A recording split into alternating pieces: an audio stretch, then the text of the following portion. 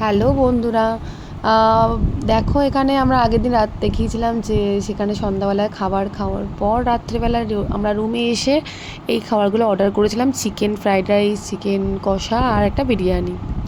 তো সেইগুলো খেয়ে টেয়ে আমরা রাত্রিবেলায় তাড়াতাড়ি শুয়ে পড়েছিলাম। পরের দিন সকালবেলায় এই যে কী করব, তখন ওরা কী করছে, ব্রাশ করতে দিলাম। আমি বললাম তাড়াতাড়ি করে স্নান করি, তাড়াতাড়ি স্নান করে আমরা রুমটা ছেড়ে দেবো, কারণ আজকে আমরা বেরিয়ে যাব।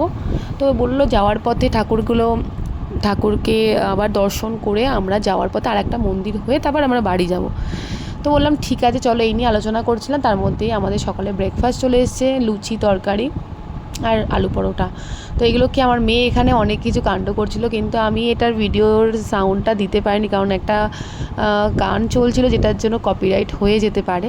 তো এই জন্য ওটা আমি দিতে পারিনি, কিন্তু ও যেগুলো করছিল আমার এত ভালো লাগছিলো বলে আমি ওটা রেখে দিয়েছিলাম ভিডিওর মধ্যে।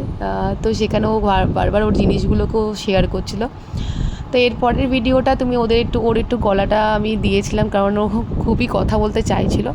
তো আমরা লিফটে করে নিচে গেছিলাম, নিচে গিয়ে রুম আর ওখানে আমাদের গাড়িটা নিচে সেখানে লাগেজগুলো রাখতে গেছিলাম।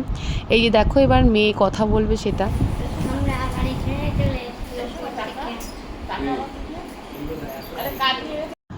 এরপর আমরা গেলাম আবার মন্দিরে দর্শনে, যেটা বলছিলাম। তো সেখানে মার্কেটটা আবার একটু ঘুরেও নিয়েছিলাম। তো আমি বললাম চলো কিছু টুকটাক যদি কেনা না থাকে তো এখন আমরা কিনে নিই।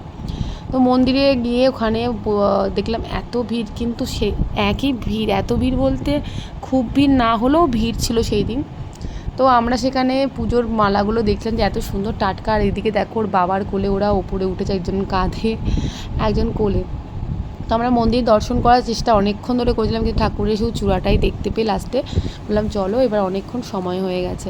তো যাওয়ার পথে আমি একটা জিনিস কিনছিলাম, তো সেটা কেনার পর আমরা বললাম চলো এবার রাস্তায় অর্ধেক পরে মন্দির আছে